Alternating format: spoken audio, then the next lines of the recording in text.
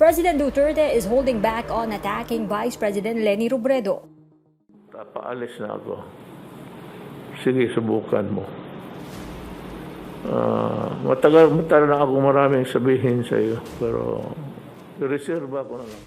But if she runs for president in 2022, Duterte warned he will destroy her. When you start your campaign kung magtakbo ka ng presidente, waswasan kita ng husto. Well, this is your nightmare. As head of the Liberal Party, Robredo is touted as the opposition's potential 2022 presidential bet. Duterte's daughter, Davao City Mayor Sara Duterte, is also considered a possible presidential contender. The president warned Robredo that she should not make the mistake of playing up her work to the media. So, next time, do not commit the mistake or I'll be forced to insult you. Because you are playing too much,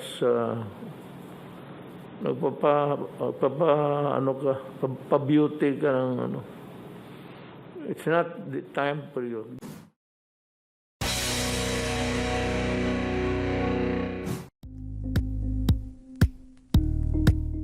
Thank you for watching Politico TV. Please like and subscribe to our channel for more videos.